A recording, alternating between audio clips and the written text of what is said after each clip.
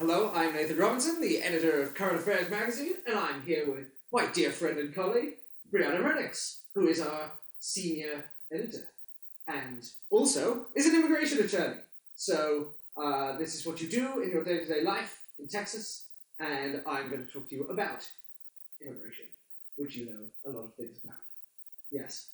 Sadly, yes. You've written tons and tons of articles about immigration for Current Affairs. And hopefully we'll write many more. But I wanted to, today, go through some of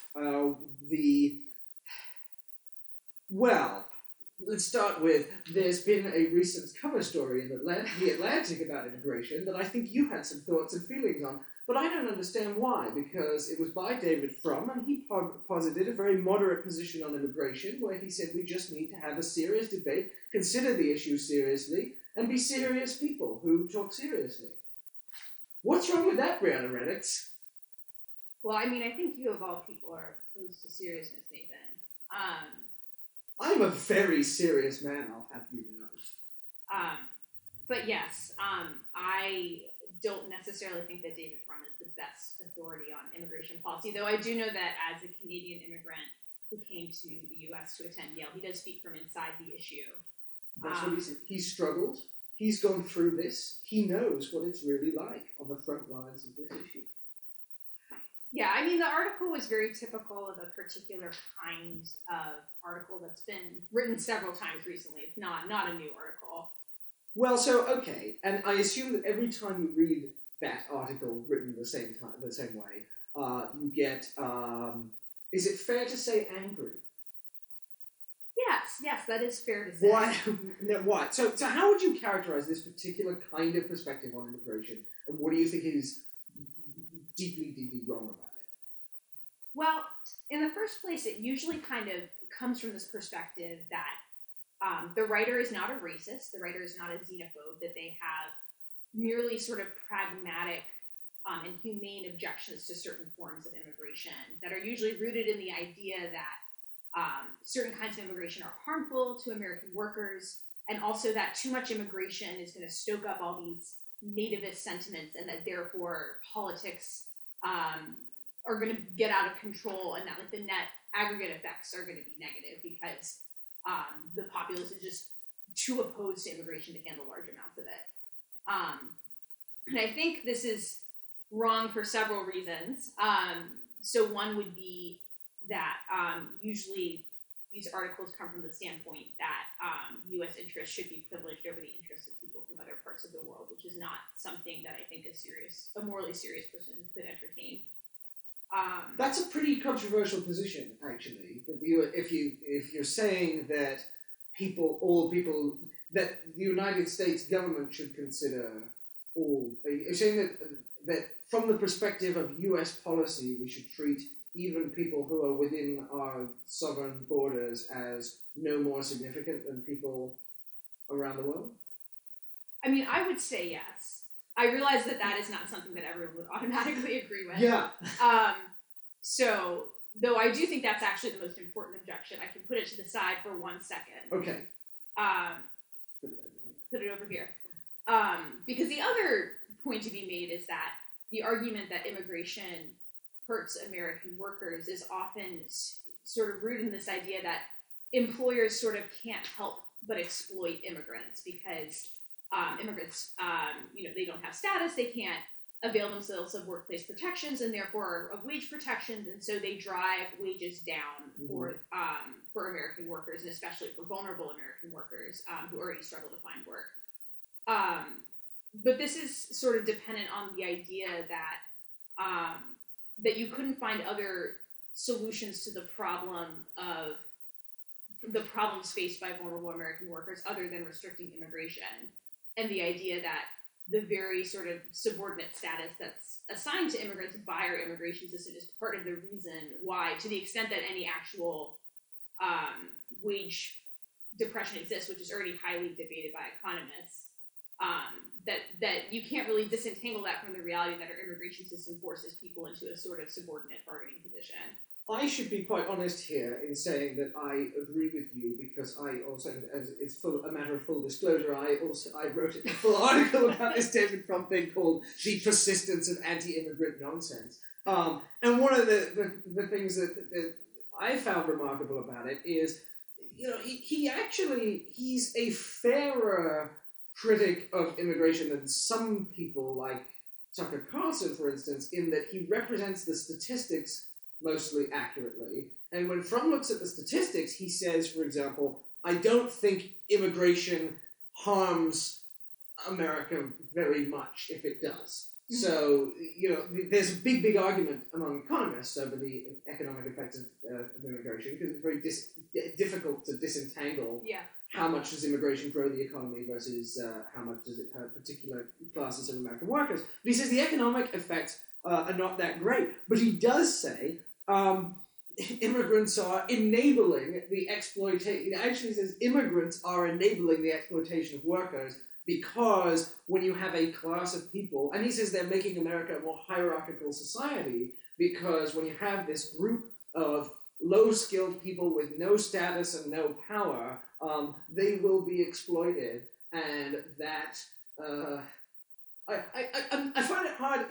I'm trying to be as sympathetic as possible to his argument, but to me, and I think to you, when we hear that argument, we think, well, isn't the problem here that you have employers who are being permitted not to uphold workplace safety standards or to engage in wage theft rather than the fact that you have these people here? Yeah. Well, and one thing is, I don't remember the exact figure offhand, but if you compare the amount of money that's spent on enforcement of immigration laws as compared to the enforcement of our existing wage and labor protections, like it's an order of magnitude of like billions and billions of dollars more is spent on our immigration system than is spent on actually like inspecting workplaces and holding employers accountable for violating worker rights. So the idea, and in theory, like even undocumented workers are supposed to be able to avail themselves of many of the worker protections that currently exist. The idea is that simply because immigration status puts them in a position where they're afraid to do so, that they're not able to.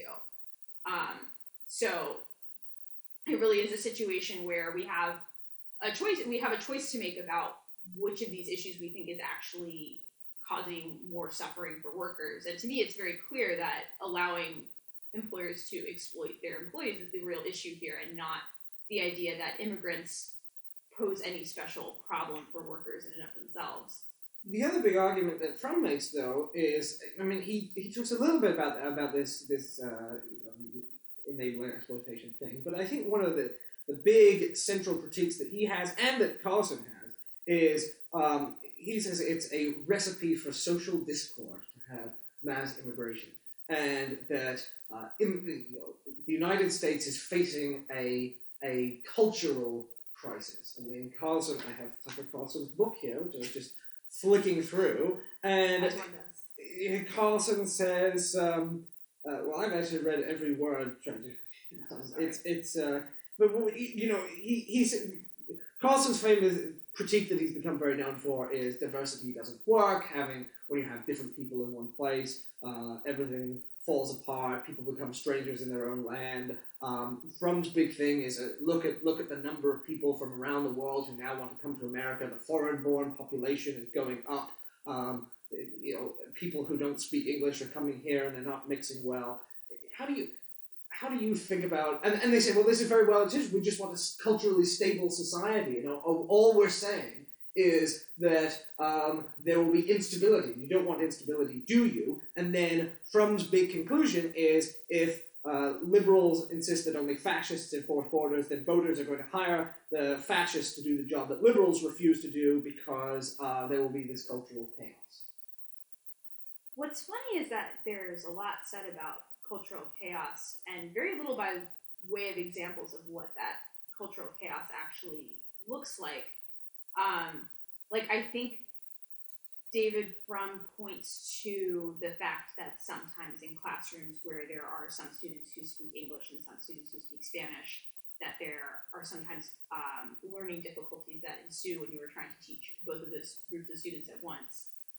That I'm trying to recall if he gave any other tangible examples of like social discord that was supposed to arise, because the reality is like it's been very well documented that areas of the country that are the most, where when you poll people are the most opposed to immigration, are the areas of the country that have the least amount of immigration. That in fact in areas that have more immigration, views of immigrants are more positive.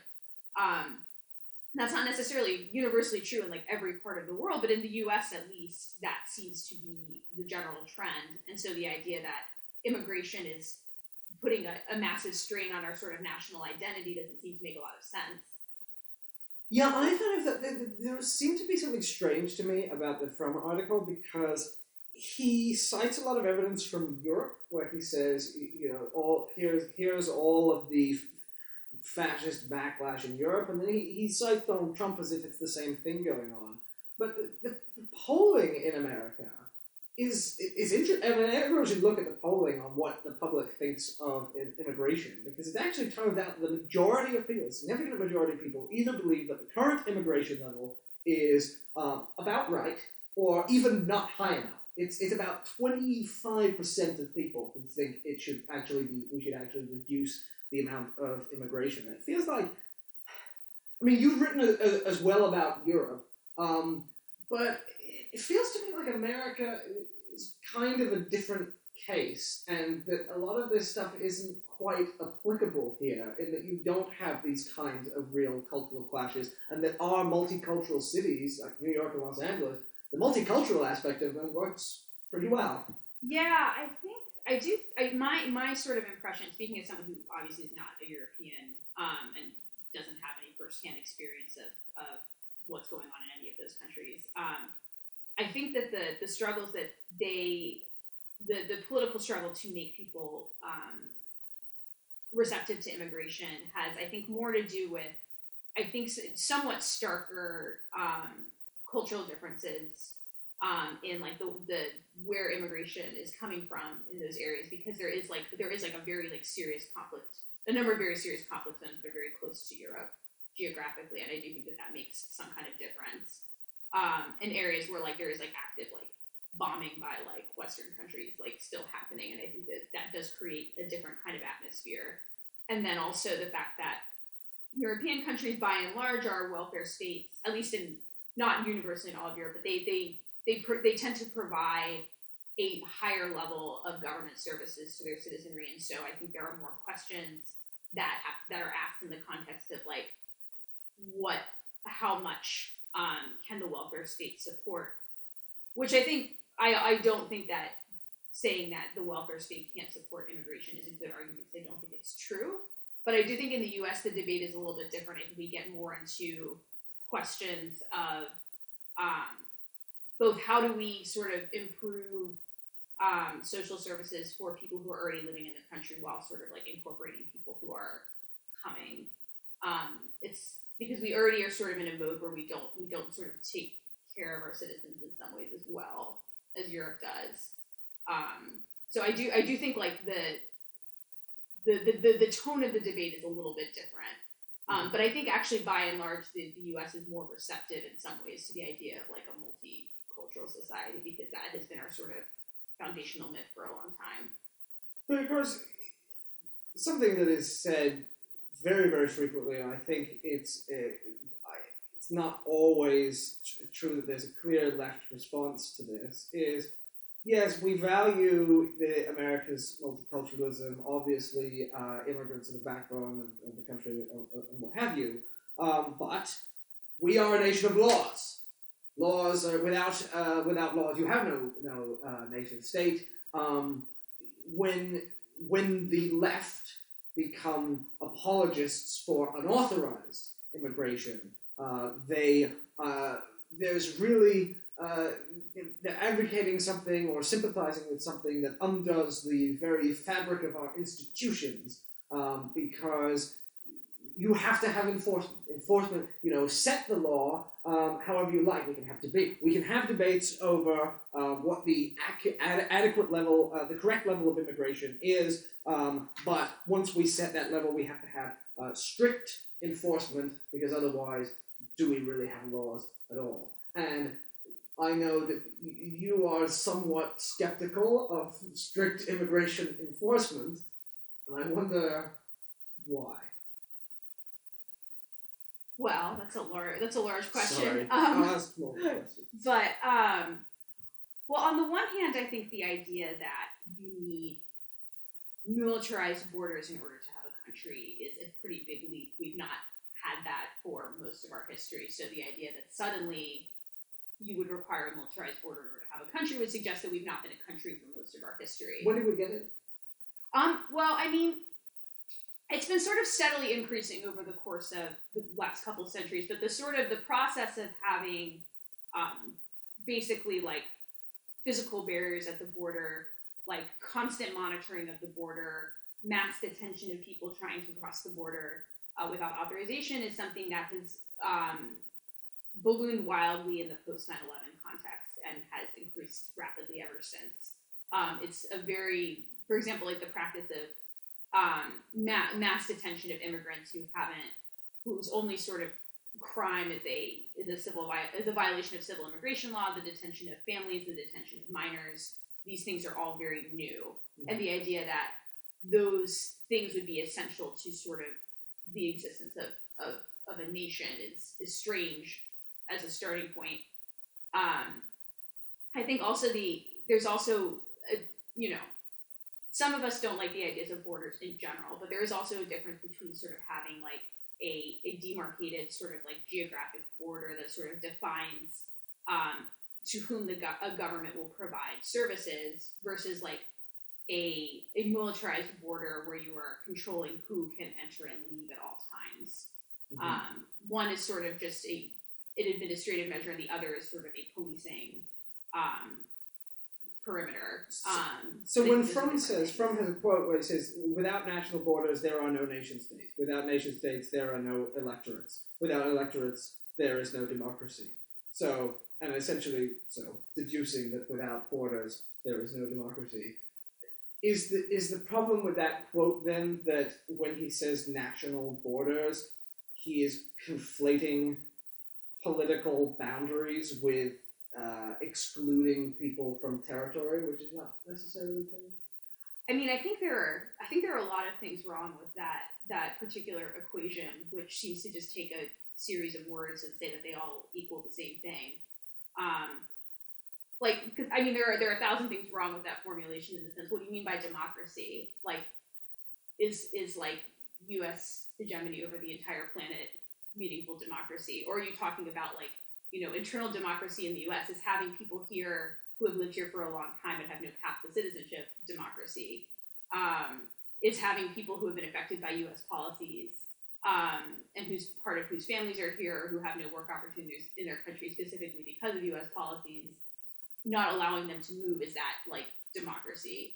So I don't really know what he means by democracy in that context. Mm-hmm. And I do think that while you can sort of be ambivalent about how valuable nations are as a concept anyway, I do think that even if you take the nation to be a valuable concept, the idea that border enforcement is essential to nations doesn't really follow in any clear way that he articulates.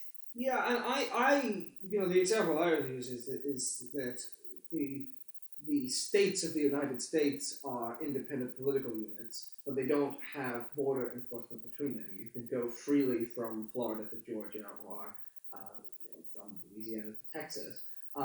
That doesn't mean that those aren't independent political units, but there's this sense that unless you have this kind of territorial exclusion, your sovereignty collapses. And I don't think that's necessarily true. I mean, there have been permeable borders, as you say, and permeable borders do seem to work. He asks the challenge that he poses to leftists, though, is he says, well, you need to answer the difficult questions, which are hundreds of millions of people, he says, want to become Americans, but only a relatively small number realistically can. Who should choose, which ones do, and according to what rules, and how will those rules be enforced? And you have to have a clear answer to that question and not just a slogan. And actually, you, in one of your pieces, have said that when we hear, even when we hear people on the left talking about comprehensive immigration reform, we don't hear much about what the substance of the reform is and what we would actually change about the immigration system. So I think both you and he agree that there have to be very clear answers to the question, how should you do immigration? But how do you begin to think about how to answer that question?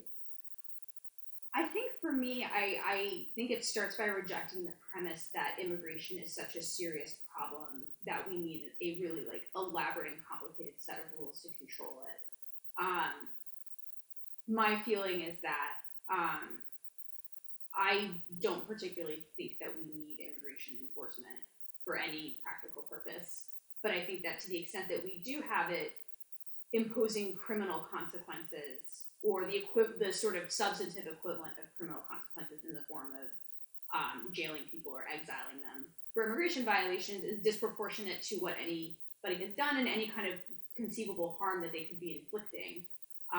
And so if we do need consequences for immigration violations, which I don't think we really do, but if you were to argue that we did, why could those not be civil consequences of a kind where, for example, you pay a fine and then in a post hoc context you can regularize your status? I think this idea that the entire world would want to be Americans is something that Americans often think is true, but is not actually true.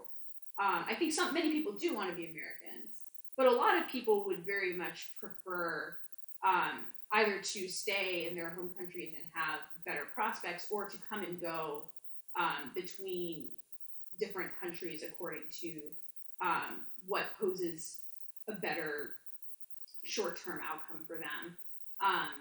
And so I think you kind of have to think holistically, not just about what would immigration look like in the short term, but what would opening our borders up more and what would liberalizing immigration look like in terms of allowing people to move more freely across the world and be able to sort of bring back the resources that they earn to maybe their home countries where they would rather be. I'm not saying that people need to go back to their home countries, but there's this idea that there would just be this effect where everybody moves to the US and everybody stays there and everyone's just sort of camped out there. And in reality, it would be a much more dynamic and complicated picture.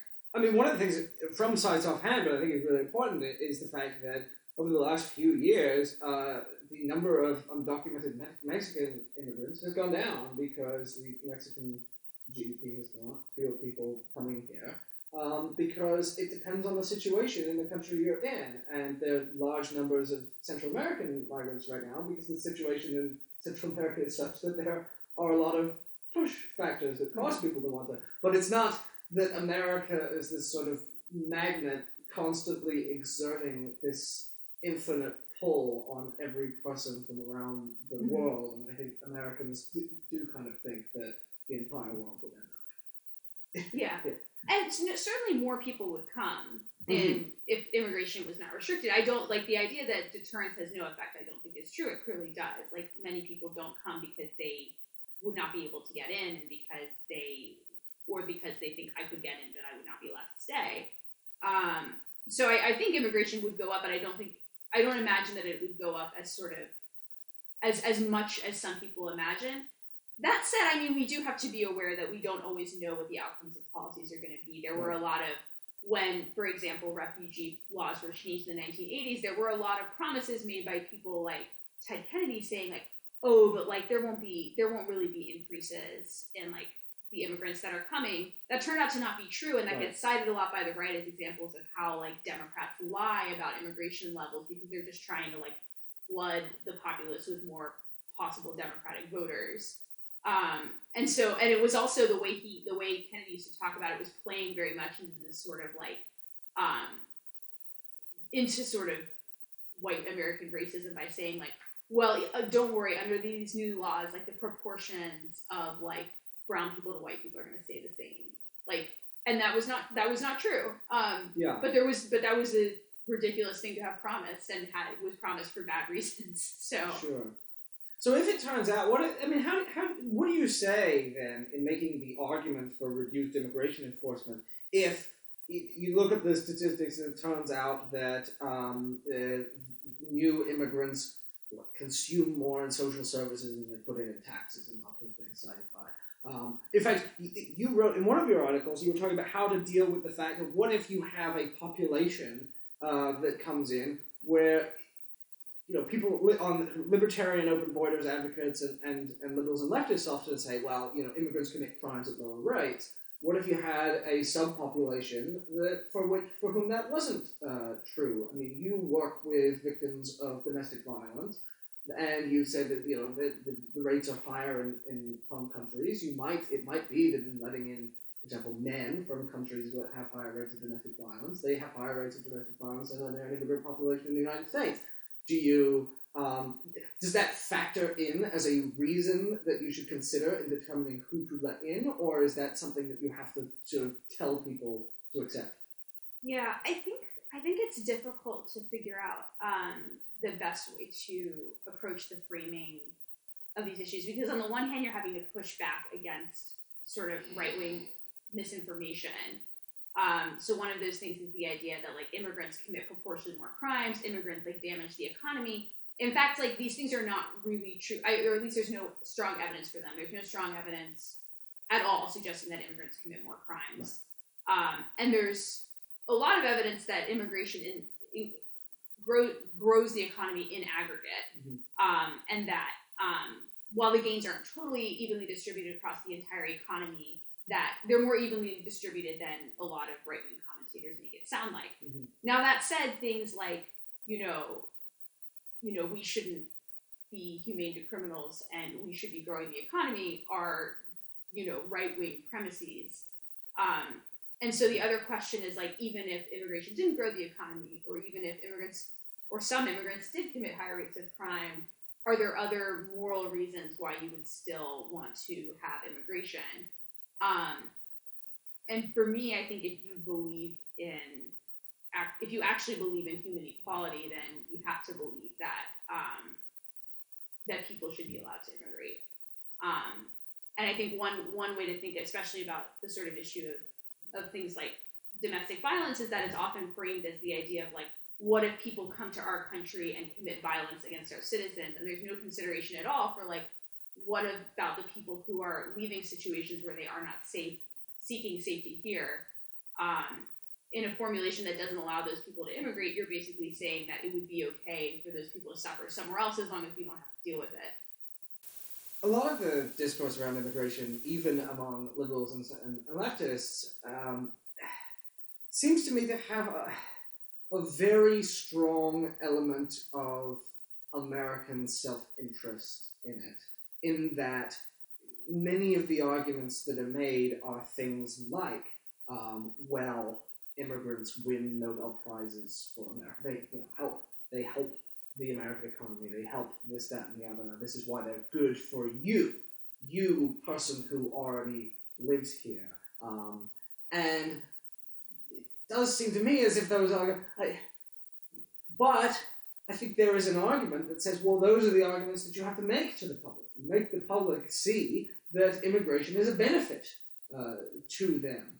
And I've always been a little uncomfortable about that, because to me, one of the very strong reasons that I believe that people should be able to immigrate is because it helps them. And if we can afford to do it, we should do it, because if it would help people's lives to be given access to a territory that we didn't create, we just happened to be in. I'm an immigrant. I don't think I should have had to make the case that I would help you through my presence here. Although you have, for which I'm very grateful. I mean, yeah, I'm a tremendous boon to this country. You're a job creator. But and a job creator. But I created one job. Yeah, I guess you actually haven't created a job for me. Yeah, so there's all these arguments that immigration is good for America. Do you think we should just shy away from those arguments? And the other thing that I think you've written about is that when you start getting too much into the immigrants are beneficial, then you cede some ground to the people who say, well, then let's select the beneficial immigrants. Let's bring the doctors in, and let's leave all the old people and disabled people and sick people back in their countries, because they are just going to be parasitic. Yeah. I mean, I think that people who want people who believe that migration is human, right? I think there's no sense in not being honest about the ways that we're aware of that immigration does benefit people in receiving countries, because it's true, and so you don't want to like conceal facts that are like advantageous to your position. Mm-hmm. But to make it the basis of your entire position, I do think is a mistake, because there are going to be situations where, you know, if you have like traumatized, injured refugees coming from like a war zone, like they are not immediately going to necessarily start creating jobs in your neighborhood. I mean, they might, but like that's a lot to bank on. It is true. You could go through and be like, well, I'm only going to pick people who seem like they're going to immediately come and become entrepreneurs, which is sort of the way our immigration system operates already. And people on both sides of the political divide often put forward proposals that would make it sort of an even more extreme version of that, where you basically get assigned like a point value according to your value to the U.S. population, and then that's the basis on which you get admitted to the country. I mean, for me, my concern is about global inequality, and so from my perspective, when you have a part of the world that has a share of resources that's very much out of proportion to its population, it makes sense that you would try to move those resources around however you could. And one way to do that is to allow more people to come live here. And we clearly have the space for it. I don't know the exact number, but we are one of the least densely populated countries in the world. Admittedly, not all parts of the US are like equally habitable, but we do have like, I think like possibly the largest like arable landmass in like the entire world. So arable. Yeah, we're a very arable country. And so if you think about it from the perspective of like how much population could the US support, yeah, it's clearly larger than what we have, and so the idea that you would keep people out just because you don't like to see them there is creepy. Yeah, the other thing that I think about when I think about this, appeals to American self-interest is every so often there'll be some horrific crime committed by an unauthorized immigrant, and it will be splashed all over Fox News. Tucker Carlson will talk about the murder of this horrible young, beautiful young white girl, who it usually is, and so, well, this person shouldn't have been in the country. You and I have written before about the weird way in which this kind of discourse makes this assumption that you should only care about American lives. Because it seems to me that if you were thinking really about how do we protect the most lives, you would have to very seriously ask the question, well, would sending this person to another country end up taking more lives? If you send someone who you think is a murderer back to a country where there was far less law enforcement, you may be causing more people to be killed. Do you think there's any legitimate sense in which, you could say, I mean, how would you explain it to the parent, the family of someone who had been killed by an undocumented asking? Are you saying that that the law shouldn't be enforced? That it was okay if my child? Well, this is what's strange, and we're gonna put aside the whole debate about like criminal justice for a hot second, because that's beyond the scope of this. But let's assume we're in a world where like criminal justice, where criminal laws are just and can be justly enforced.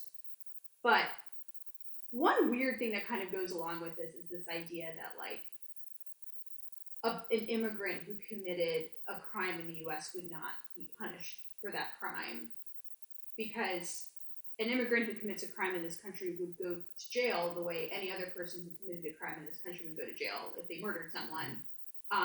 I have met people before who seem to think, for example, that sanctuary cities are a place where an immigrant can commit any crime they want and not be arrested for it. Kind of like it's the purge, but only for immigrants. And it's very weird, but people have this kind of assumption that, so I think one part of it gets to the idea that someone who committed a crime would sort of like get off and not be punished because they're an immigrant, but that doesn't really make sense. Yeah. then there's the whole idea like, well, they shouldn't have been here in the first place, but you're already talking about like murder being like an incredibly rare statistical phenomenon where and then you're sort of trying to find an explanation for why it happened to someone that you know, and if that person happens to be an immigrant, that is a very convenient way to sort of try and cope psychologically with the problem of that something very rare and horrible happened to your family. But to your point about whether it harms people in other countries, I mean, we actually have very clear evidence that it does. Central America, which is sending the highest rates of refugees to us, to our southern border at the moment, is a country that was destabilized by U.S. foreign policies and U.S. immigration policies. But then significantly into this sort of context of instability, we engaged in mass deportations of people with criminal records and with gang histories from the U.S. back to these countries. So people who had grown up in the U.S. and sort of had only known life in the U.S. and had fallen into some sort of criminal activity in the U.S. were then sent back completely without any kind of social support to Central America. And now we have these very large gangs that are active in the region that are now spurring a lot of additional migration because of the sort of breakdown in social order that's happened as a result of that. And so, like, these things are like, it's not like when you deport someone, they just vanish. Yeah. Like, these are like cycles of migration that recur, and they have very clear causes often. And yet, even for liberals, I feel like it seems so neutral and unobjectionable to say, well, deport felons, not families. We want to deport the felons. We'll just focus on people who have been convicted of serious crimes. What that actually translates to in reality is we're going to send a bunch of people who've been convicted of serious crimes to run loose in another country. And you think, well, there are human consequences to doing that. But the crime thing I dwell on because it's such an important part of the emotional. It's one of the strongest emotional appeals in the argument of critics of immigration. I forced you to read and review Ann Coulter's book Adios America, which in this issue of Current Affairs, which it can be purchased, Volume 3, Issue 1, you can find Brianna's excellent review. But one of the things you found in reading Adios America was that she relies heavily on atrocity tales and doesn't seem to really care about whether those atrocities occur to people in other countries, but has very inflammatory stories. You really saw how those stories could frighten people. Yeah, I mean, when you are reading, I mean, and Coulter focuses a lot, especially on stories of like sexual violence against women and children, and that produces a very visceral emotional response in people, and that happens in both directions. Like, you know, people who read stories about, you know, bad things happening to children in America that are perpetrated by immigrants will become very worked up about immigration.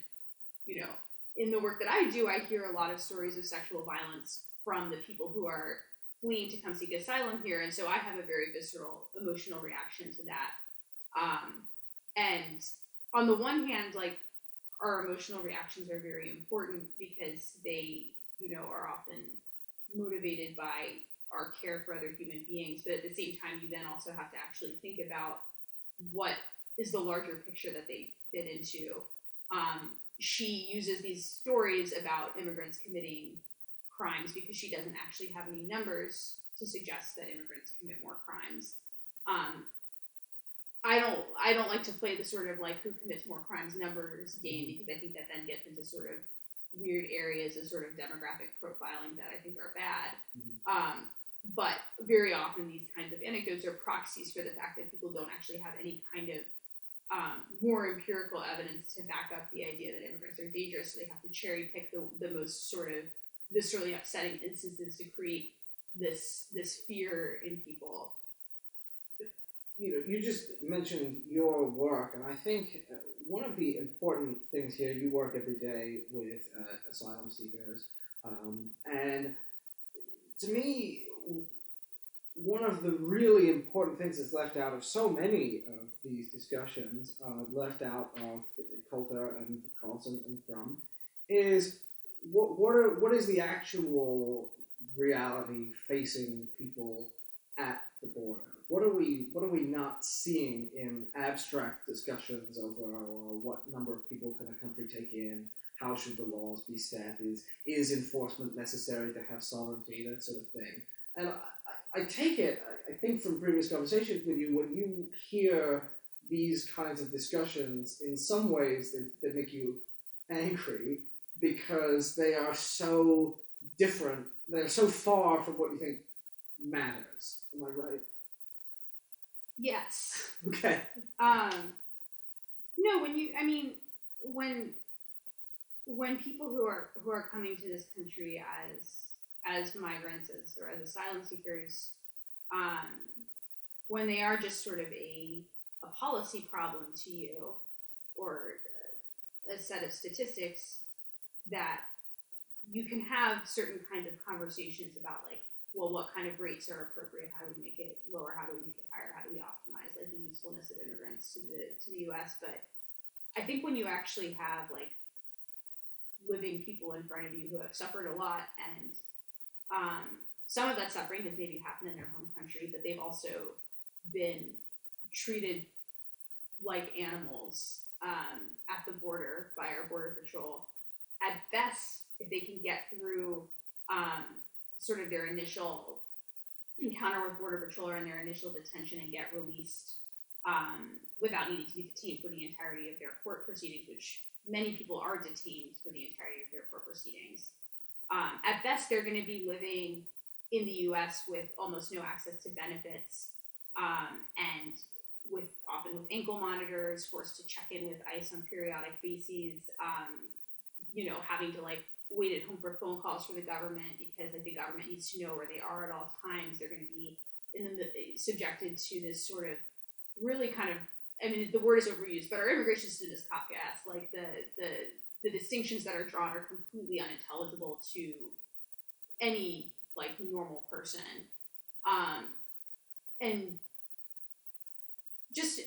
to live, and for people who don't have any kind of option for relief to then, and who are perhaps then going to live in the U.S. without any kind of immigration status, to kind of live with the constant fear that they or their loved ones are going to get snatched in the night by our immigration police. Like, there's just so much psychological trauma that is completely embedded in our entire immigration system, and I don't know. It's hard to imagine how you could sort of blithely talk about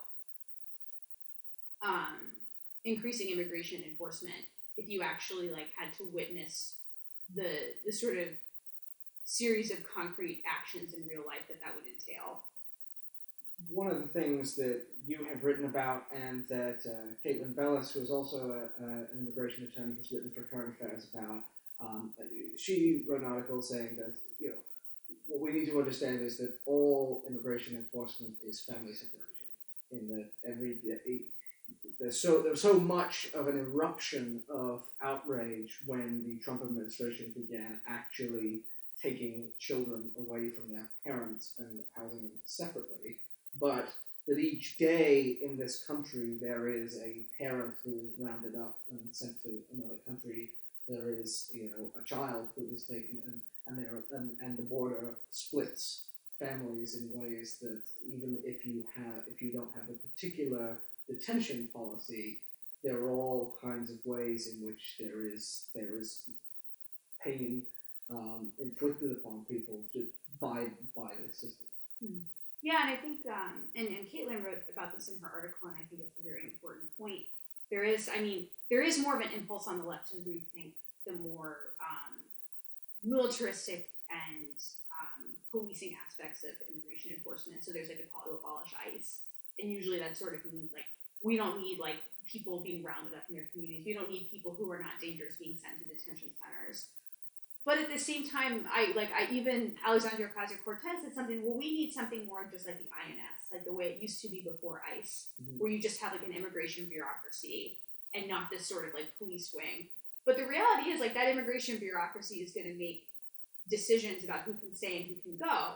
And if you are not in a position where you are eligible for any kind of relief, you're going to have to go, and that's often going to mean separation from your family.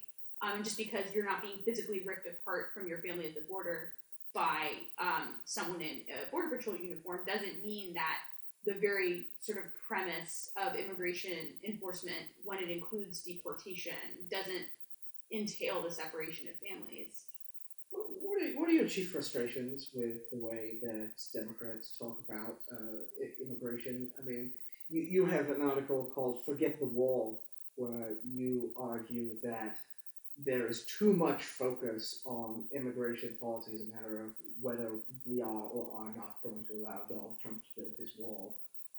There are even Democrats who have said, well, the thing we need is not a wall. We just need smart enforcement. We need, we need a smart wall. The wall can be enforced by drones. And what do you think is the sort of major problem with the way that you hear Democrats discussing the issue?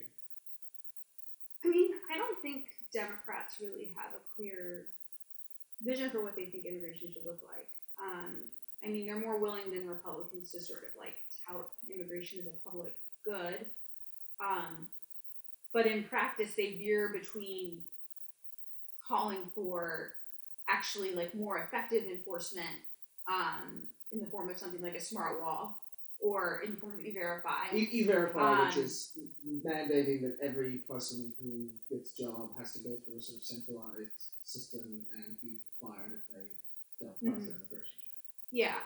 And then there's sort of often a vague sort of like, well, we should have amnesties so that we can sort of deal with the undocumented people who are already here. But then there's no longer term plan for like, well, what do you do about the fact that people will continue to migrate as they have done? There's no sort of long-term thinking there. There's sort of this idea that like, oh, well, we need more options for family unity, but it's not really clearly worked out what constitutes a family, or why indeed people who don't have families here, who maybe have families back home that they're trying to support, are like not entitled to live here either. There are all these sort of distinctions being drawn about who are worthy and who are unworthy immigrants. And I think I have not yet heard a Democrat put forward a sort of vision of immigration that was really distinguishable from what Republicans were proposing, beyond simply sort of like, I guess, with a level of intensity that Republicans have because they are more openly racist, if that makes sense. You wrote an article called "What Would Humane Immigration Policy Look Like?" where you began to think, okay, well, if these ideas are incoherent, where do we start in terms of coming up with some policies that would clearly improve immigration policy? And that started with things like simple things like make sure everyone gets a lawyer. But how have you begun to think about, well, what would you actually put in an immigration agenda that was sensible and humane? I mean, I think you have to sort of be thinking both in the short and the long term.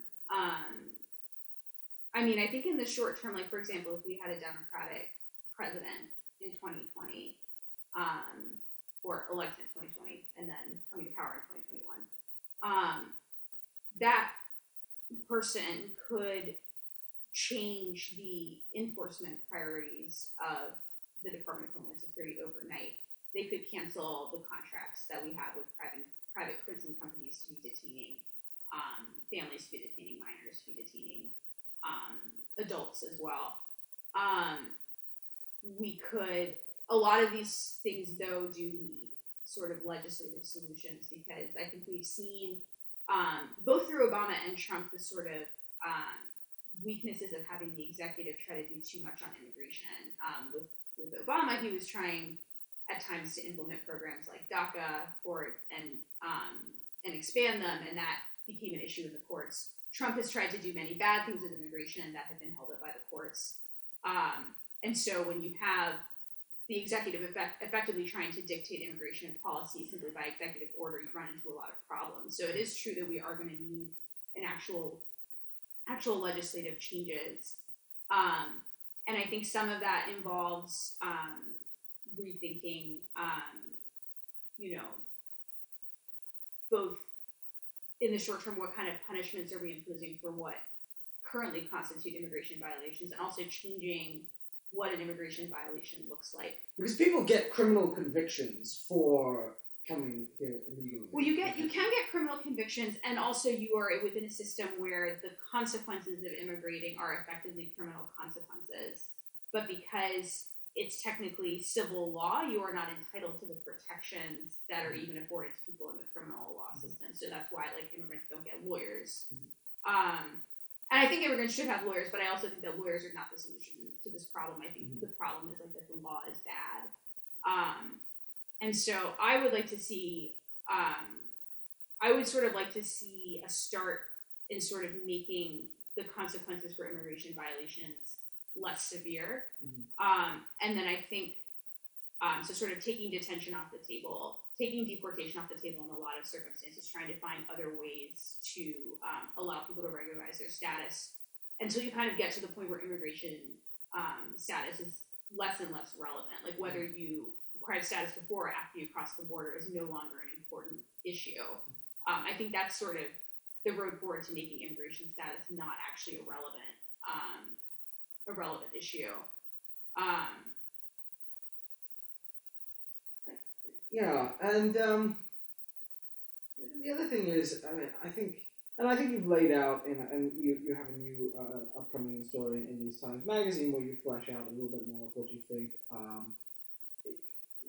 where we would begin to start with some principles and some policies that embody those principles, even as we recognize that an open borders world, which the left is criticized for having embraced open borders, even though I still think that's a very tiny percentage of actually existing left politicians. So you've started to think these things through in your writing, but I just want to end here with going back to this real human experiences thing, because again, I don't actually want to drift too far into the policy realm, because I feel like the first thing to do is to make people understand what is actually going on. And so for something like E-Verify, for example, I think we really don't understand what that would mean in people's lives, which is if you have everyone now have to check their status, we know that there are millions of undocumented people who work in this country. They're instantly thrown out of their jobs, so instantly unemployed and unemployable. You have this sudden underclass of people whose entire lives are thrown into complete uncertainty in places where they've lived for many, many years. You know, how are they going to feed their children? I mean, it's such an inhumane thing to impose, and yet it's talked about so casually. So I guess the last thing I want to ask you is, given the work that you have been doing and the things that you have been seeing, what do you wish people sort of understood in terms of what is really going on in the world that is going to have to be understood before we can even begin to have a conversation about what good policy looks like? It's a big question. That's a gigantic question, and I apologize.